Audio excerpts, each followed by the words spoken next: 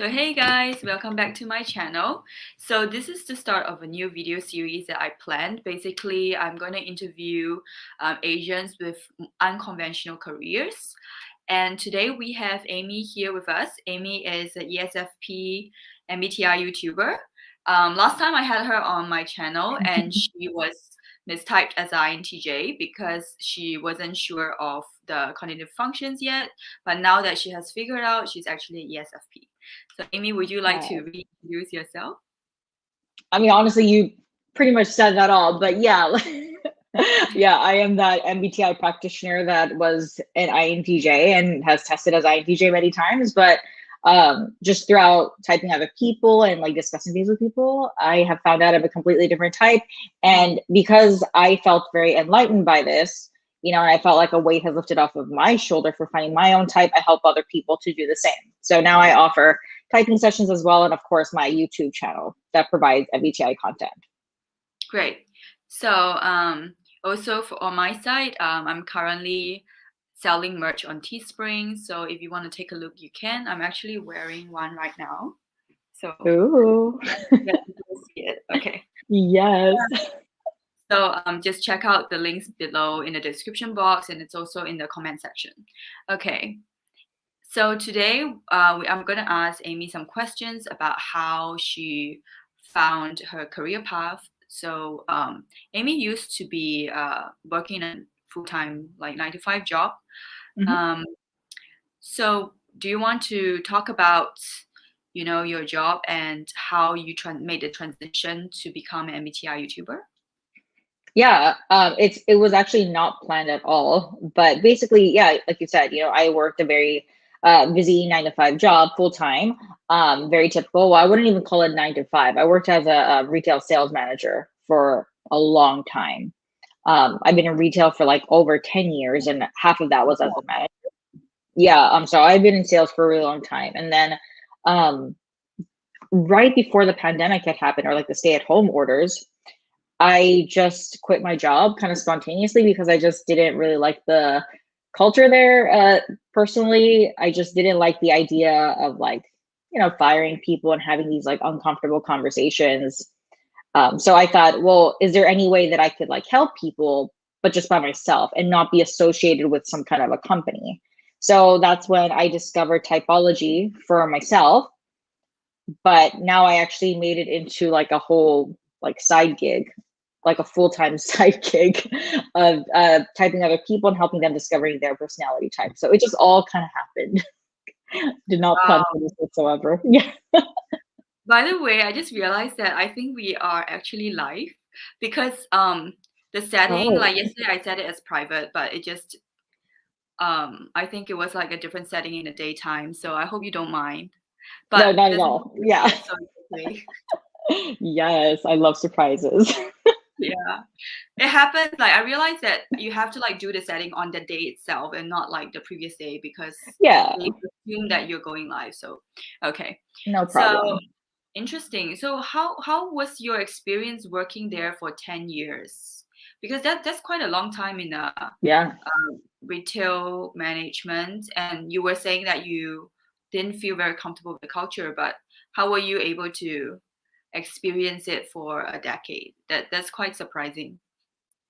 Yeah, it was hard. And actually, I mean, tying back into culture and things like that, it wasn't really easy for me in the beginning. So what had happened was, right after high school, I was raised by really strict like Asian parents. So like right after high school, I just like left home, period. Oh, I just didn't want to be controlled anymore. I just like did not like the lifestyle.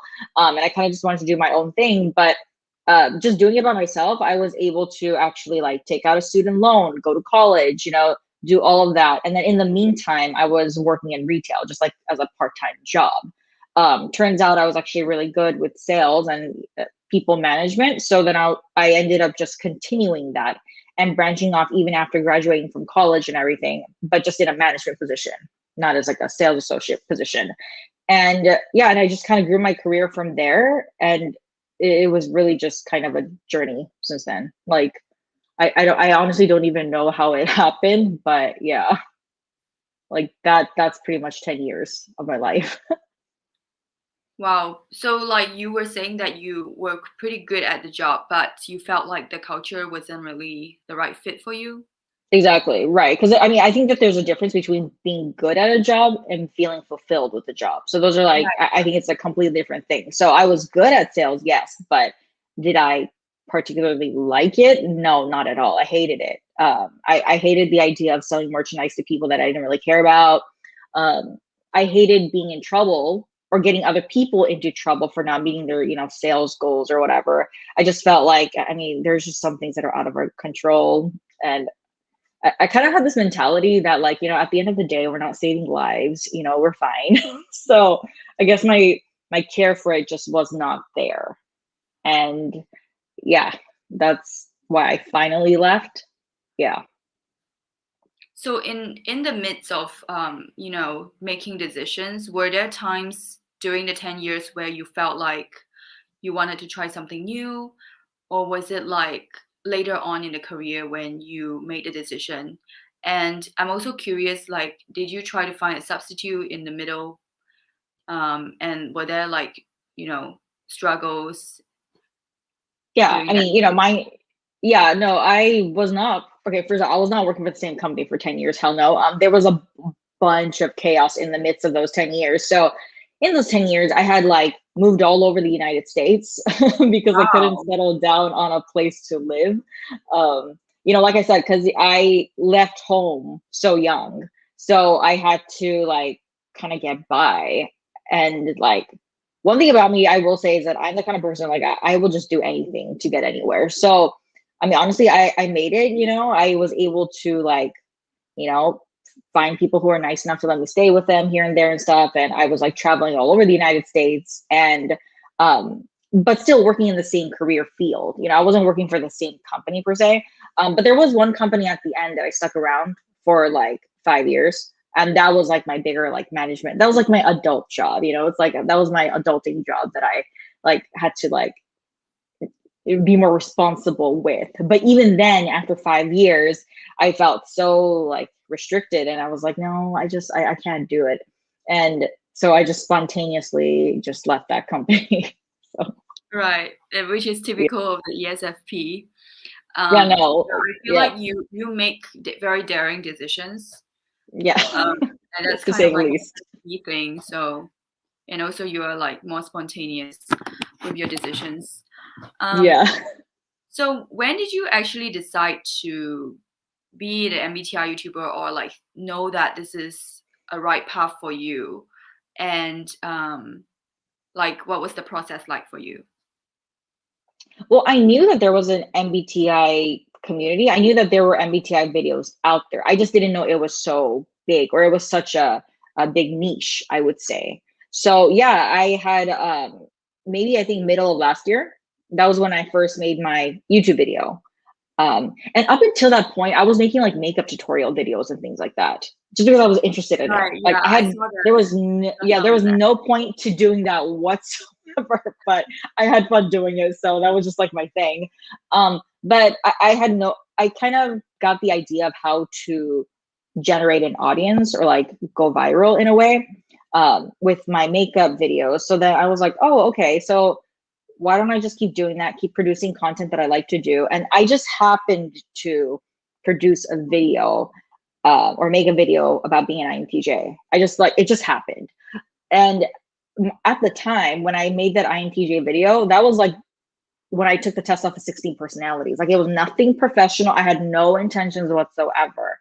And when I did that, though, I got so much feedback from it.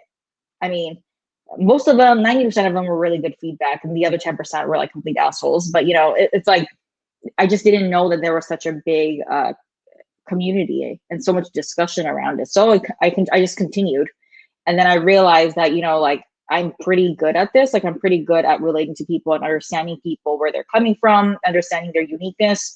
And I don't know, I just felt like I had a lot more to bring to the community. So it all worked out. So you started last year, YouTubing. Yep. It's quite a fast growth on your channel. Yeah, I don't know how that, yeah. But you know what I think is like, I feel like sometimes you just can't be afraid of what do you call, creating waves. I know that sounds really cliche, but it's like sometimes you can't wait for that perfect content. You know, I Right. mean, part of the reasons why my channel grew so much, to be quite honest with you, was because of the haters as well. Like there were so many people that like hated on my channel so much, but I'm like, you know what? Like it drove So they traffic to my contributed channel. a lot to the comment Yeah. section. Yeah. So it's just like I think like just with things like that, I'm like, you can't be afraid of that either. You know, so I mean that's one thing I pride myself on, is that I'm not afraid of things like that. So I was able to put myself out there and just get started. And since then, at least I was, now I'm a little bit more educated on the topic and I know everything, but or most things. So now I can actually provide it as a service to other people. But yeah, to get there, it was just a matter of putting myself out there, like some middle of last year in June, I think. Yeah, it's interesting that you mentioned that you are not afraid of like haters, because there are personality types that are a bit more afraid of that. Yeah. Um, and I was actually talking about that in my previous video about like dominant SE users being like able to withstand hate, because you see a lot of them in the media as well, right? And I think That's true. Yeah. that's a very huge advantage actually, especially in this world where you have like a lot of social media and people make money off a lot of different platforms like TikTok and YouTube and all that. And of course I see a lot of like people, random people just leaving like pretty bad comments sometimes. Yep. Not my channel, but just on random things and Yep. like videos, and that's just the reality of it. Um, Exactly. yeah. Yep. Yeah. So It's like you said. mhm. Also, I'm curious. Like, I don't know if you are still in contact with your family, but do you think that your background kind of affects your career path and how you make decisions? And did it like sort of make you maybe a little more conflicted? Because sometimes, some Asians would have this mentality of am I able to achieve the stability part? Oh yeah, yeah, yeah. Of course, of Yeah. course. Yeah, yeah, yeah. It's like you feel like this invisible standard is what it feels like. It's like it's not like your parents are there breathing down your neck, but there is this expectation that you should probably produce something. And it's like that to this day, honestly. Like at the end of the day, it's like they want to see the results. That's what it is. Yes. You know, I mean, now it's like now when they see the results, they're like, oh, okay, like that's so good. But like, I mean, like before, it was definitely not like that. There were so many times when my parents like had that honest discussion with me, like, so when are you gonna get a real job? Like so many times. And we had I mean, honestly, we had so many arguments regarding this, like, which is why I left home so early at a young age. But yeah, I mean, finally they're okay with that. But of course, it does have an effect. Like, it's really hard to stand up against your parents. I mean, you're supposed to respect them. So it's definitely hard. Yeah. Right. So even when you were working in retail management, I assume that they were more okay with that because that's like a more conventional Not job. really. Not Oh, really. Because they're like, I mean, I think even in sales, my parents are like, well, why don't you get like a nice office job? Like right, what? right. Yeah, they'd be like, because I have a friend whose, son is in this industry and, he makes bank and you don't. It was always like that, like social comparison. And yeah, so I mean, it was always there. It's not like when I was working a full-time job, they were like proud of me or anything like that. No, there was always that conversation. Right. And I Yeah. think that is one of the bigger challenge that I notice as well among the Asian community. Um, we do have a lot more like sense of responsibility when it comes to Yeah. the kind of money, how much money we make. And I mean, in a way, of course it is helpful, but it's also sometimes it also can lead to people maybe not being able to make the daring move or Right. venture into something that they really want to do. Because I do have a lot of friends who are non-Asians who are pursuing like something that is really unpredictable, you know, like acting, for example, Yeah, yeah, and for some reason they don't seem to see that as unusual. But for me, it's like, wow, you can do this, because I don't even dare to do that full time. Like I'm doing part time acting, but it's like more like on the side, like a side hustle. And a lot of right. them I know they are able to just fully commit to that lifestyle, you know. Yeah, And I'm like, wow. I mean, it definitely there are Asians who do that too, but it's just fewer, you know, because we do have that added sense of responsibility and pressure. yep, And I think sometimes that can create like almost like contradiction within ourselves. Like yeah. we don't know which way we should go, and you know, things like that. Yeah. Definitely. So I think that I can definitely agree with that. Like it took me a lot longer. I wish that I had the freedom to explore when I was a younger age. And I mean explore in a normal manner, not like, leave the house kind of a thing, but it's like I wish I had the freedom to like, explore like the majors and the degrees that I could have gotten, as opposed to feeling like I need to graduate in a certain amount of time, or like that parental pressure that's kind of there. Yeah.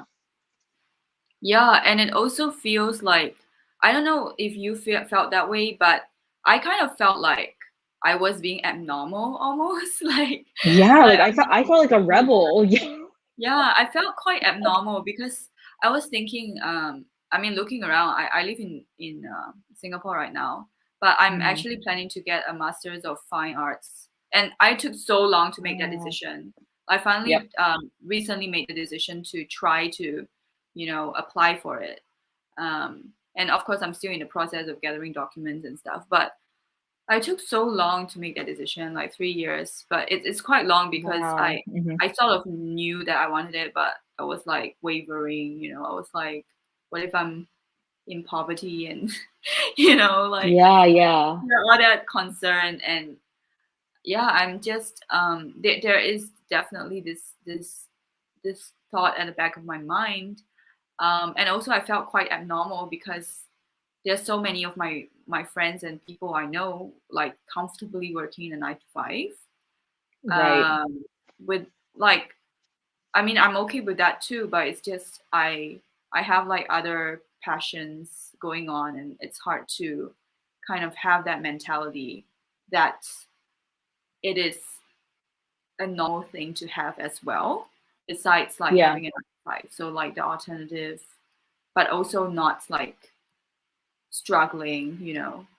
So there's a Yeah. lot of different concerns. Yeah. Right. Well, with fine arts, what do you plan to do? Is that theater? I'm not sure what fine arts is. Actually, for me, it's more on the writing side, because I'm Writing. more Okay. on like I'm on more on the fiction writing side. So Okay. I'm Okay. planning to, you know, hopefully be able to publish something in the future. Um, Nice. yeah, and maybe become a lecturer. I'm fine with that too, because I do like to talk about things that I'm Yeah. passionate about. So I don't mind, you know, being in that like in industry. Yeah. But yeah, it really takes a lot of time for me to even make a decision, because I'm like, it doesn't seem very normal in my community. Yeah. Right, right. And to be honest, like even fine arts is not necessarily, I feel like compared to Western cultures anyway, it's not even considered unconventional, like to Western cultures. I feel like True. it's like Yeah. Yeah. it's I like I feel mean, like what's so wrong with that? But I can understand right. how like for us it's like it is a big deal, or it is kind of different in our mind. Yeah. Right. And it's also like not stable. That's the thing, right? Right. Like, because I Yeah. always think about that, like stability. And honestly, I don't know if you experience this as well. Like, I sort of got used to stability actually, because Mhm. I guess like growing up, I like the stability as well, because it's just so hugely in the culture, you know, in the cultural norm, like the idea of financial Right. stability. So I just got like really comfortable with it. And so sometimes, you know, making daring decision, maybe it's because of my lack of SE or something. I think that plays a role as well. Like I wasn't able to just venture out, um, yeah, so I have a lot of like contradictions when it comes to this, like making a Yeah. very huge decision. Yeah, no, I get it. It's like so much societal pressure when it comes to career decisions. And it's like I said, it's like if you had the time to explore earlier, I feel like it would have happened a lot easier. Or, um, like let's say you go into finance and you don't like it or something. I mean, let's say that happens. It's like I feel like sometimes when you're doing it a lot earlier, you would find that out earlier too. Whereas like when you're being pressured to do it so perfectly the first time, it's like I don't even know that you fully get to enjoy the experience itself because there's this added pressure in the back of your mind that you have to produce something right away. Or like that if you graduate right away, for example, it's like you should be producing something right now. Right, And it's right. like it doesn't work that way. Yeah. Yeah, I knew of a Asian guy, especially for Asian guys. I think it's even more pressure because then they have you know, the The breadwinner, masculine. Yeah, yeah, yeah, yeah, like exactly. Yeah. the provider kind of added pressure. And Yeah. I know this Asian guy who literally studied like three majors, and he was expected to Mm, just immediately get a high paying job, because his family was also very prestigious. And there are so mm, many examples I can think of when people, a lot of Asians, even when they are in America, they are able to just get a job right away, like even before they graduate. They are able to, right. yeah, like Yeah. launch a career, and it's high paying. And so sometimes there's also this comparison, like, oh, am I lagging behind? Well, actually, it's interesting that you bring that up because it's actually, I would argue that it's actually the same thing in the US where jobs are definitely limited here as well. And especially after the pandemic, it's like over here, it's very like survival of the fittest. So it's like if you are Yes, not pushy definitely. enough, you are going to get left out, right? And the unfortunate thing is that, especially if you don't like what you're into, you're gonna push so hard for something that you think will work, and then it's like you slave away for this company, and then you're like, you know what, do I even really want to do that? So there's also that added pressure. But what's interesting, I've come to notice, is that I feel like Asian parents don't understand that, right? Because it's like they come from Asia, whatever country, and then they come to the US because it's like the dream job, it's like the dream country, the Mhm. land of opportunities. So they expect you, now that you've moved to America, to be able to carry on that dream and find a job right away out of college. And when you are raised in America, you find out pretty quickly that that's not the case. You are competing against other Americans who had the advantage of being raised with English speaking parents, for example. It's like the smallest thing. And so it's like in America, I think it's almost similar in that there's that added pressure to hurry up and get a job or a career started, but it's like our parents don't realize the competition in that. It's not just like land of opportunities either. I've come to notice. Yeah, for sure. I mean, Americans are just like any other Asians. I realize. I mean, in Yeah, terms of yeah. the background, the growing up experience is pretty much the Hmm. same, because they Yeah. basically brought over the norms as well. Um, and Yep. but I do see a lot of Asians exploring, especially with TikTok. I feel like recently I've just been discovering so Mm. many functions on TikTok, and I know you use TikTok too. So shout out to that. Yeah. Yeah. Yeah, I can link your you know um, like name there. And Oh, it's thank you. just really interesting how TikTok facilitates the growth of unconventional career. And That's so true. yeah, like, so what kind of channels do you use when it comes to marketing for your um for your current career? I'm sorry. Can you repeat that one more time? It glitched out. What? Can you repeat that question one more time? Right. So I know that you're on TikTok and YouTube, but generally, what kind of like channels do you use to market your current, channel and career? I mean, current Yeah. YouTube channel. Yeah. Yeah. Yeah. Yeah. What do I even use? So yeah, YouTube and TikTok. I guess Twitter. Honestly, though, my biggest one is YouTube and TikTok. That's really all it is. Those are the biggest drivers to Right. bring traffic into my service. So it's really mainly those two. Maybe Instagram, but honestly, like low key, Instagram is just like it's kind of shit now. But yeah, but Yeah. yeah, I guess Instagram too.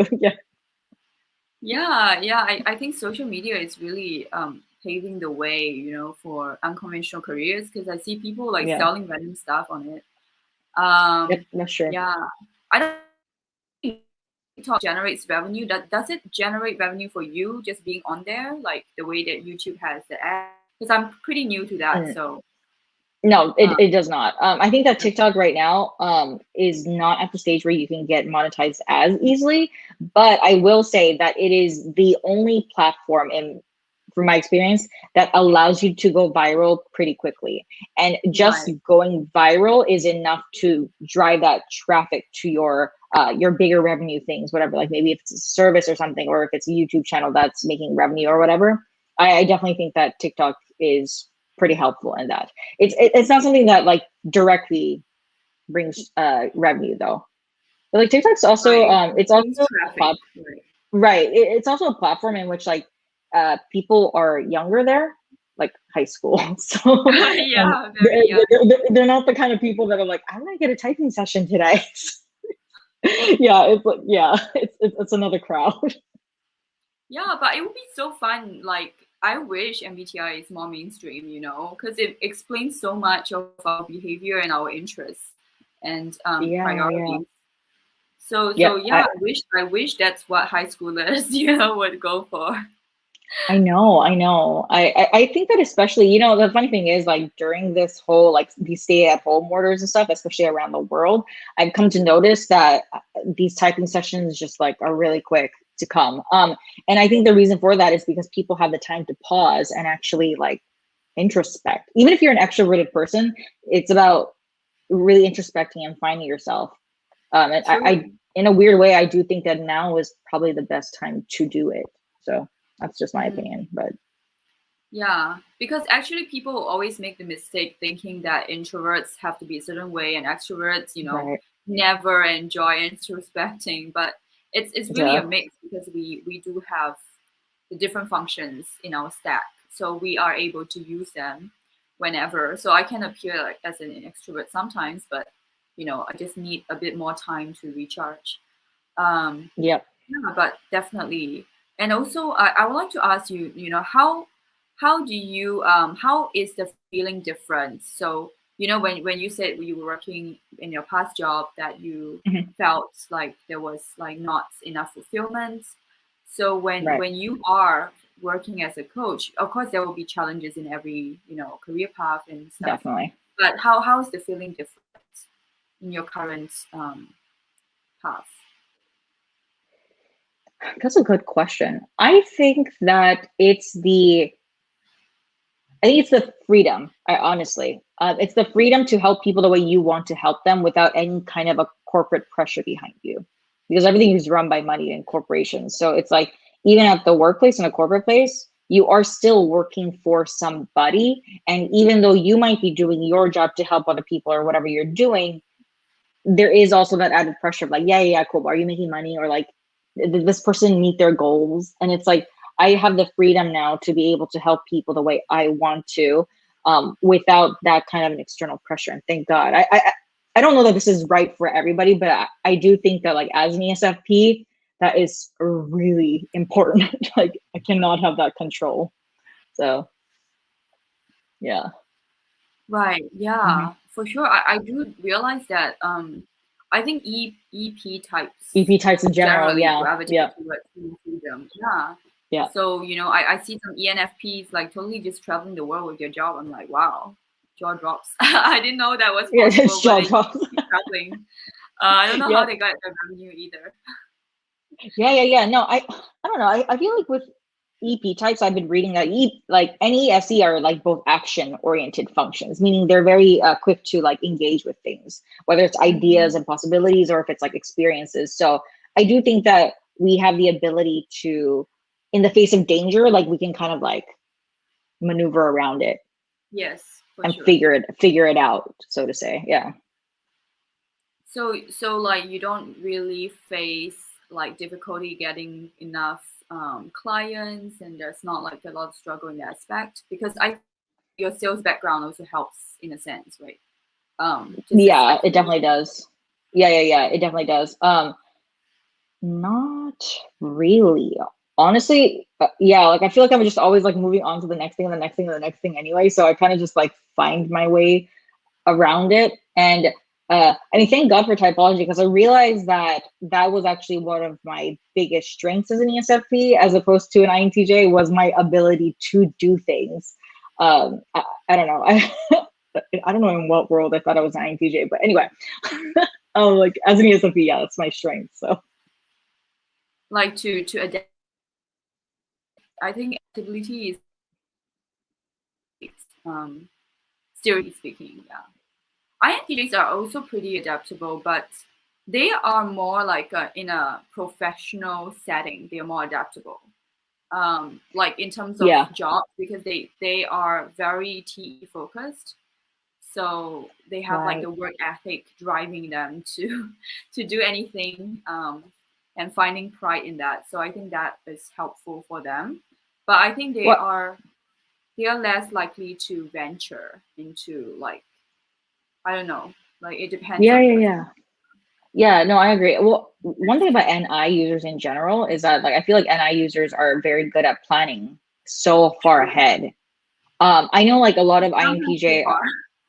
Yeah, I know. Like that. I mean, that's where I feel like I kind of lose out compared to an NI dominant person. Is that the NI dominant person is the kind of person that'll have like 10 videos lined up, like 3 months into the future. Wow, yeah, Um, no, I you know could what I not mean? do that. I cannot like. I'm the kind of person that just like I need to feel it in the moment. Like I don't know, like it's scary to me. Like next week, I'm gonna want to do something completely different. So for me, it's pointless to plan so far ahead. But the INTJ is the kind of that person that's just like when they really want what they want, it's just like boom, boom, boom. It'll just like go so far.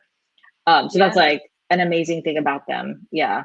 yeah, But for I sure. mean, yeah. On the flip side, I guess I have the strength of just like doing it as opposed to planning so far ahead. Yeah. The Mhm. reactivity. Yeah. Yeah, actually, I can't speak for other INFJ YouTubers, but I don't actually plan too far ahead either, because Oh. I feel like for me, it depends on my interaction in daily life and what I find out. Yeah.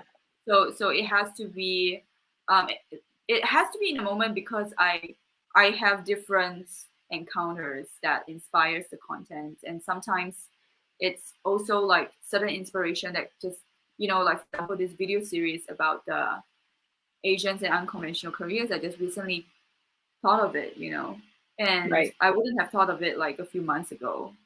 So, Yeah. and I thought it was very relevant, because today we have so many social media channels that help people to be able to do this, and yeah, so it's also kind of on a whim, Yeah, but no, it works. yeah. Yeah, well, I think your answer is a very FE answer as well. Because I feel like with feeling types, feeling is such a broad, like there's no end to feelings. But I feel like with thinking, there is kind of a way you can organize it. So like when it comes to like planning out videos, that's a very TE thing. It's like emotions out and just make the damn video and plan it. Whereas I think the FE answer or the feeling type answer is like, well, it depends on my engagement. Like, I don't know, what if people want to see a different topic in the moment, you know? Like I can't just plan it that far ahead. I have to listen to people. Yeah, that's true. I don't know if you Yeah. can you hear like a plane just flew past in my area.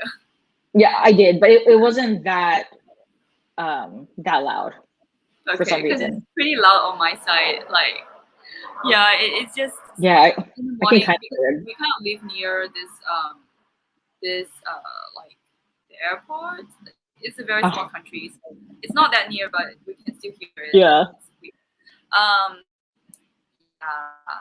So anyway, so one last question. Mhm. It's a pretty common question, but I guess like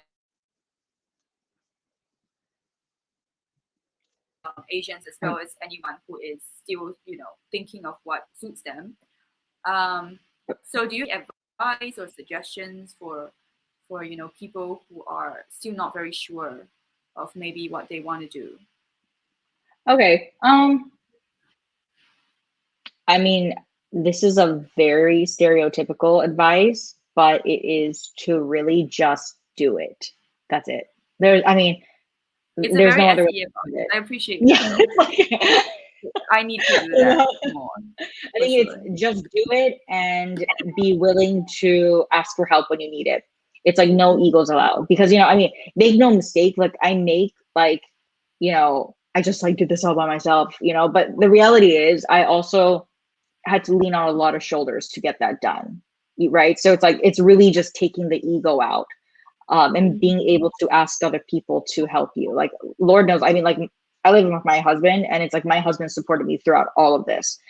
So it's not like I shouldn't pretend like I just did it and look at me, but it's like, no, you need to drop your ego and know who to ask for help when you need it. That's true, yeah. Because Yeah. people have different strengths and experiences. Right. And sometimes, you need like a different perspective as well, like what works, what Mm-hmm. doesn't, what kind Yep. of videos work, blah blah.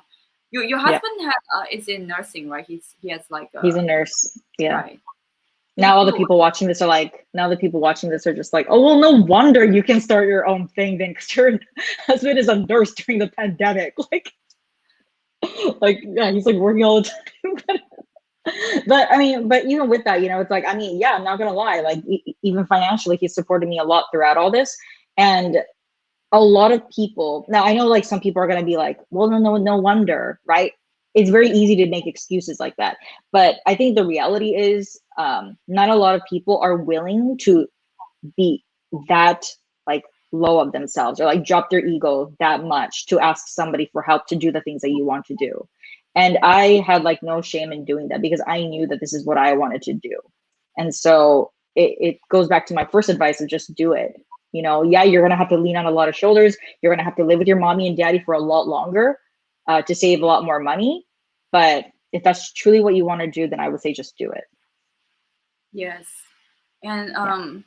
also I guess like I can also offer some advice, even though I'm not like at a I'm still not at the end point yet, because I Of have course not. Yeah. several passions that I'm planning to shape them and put them together.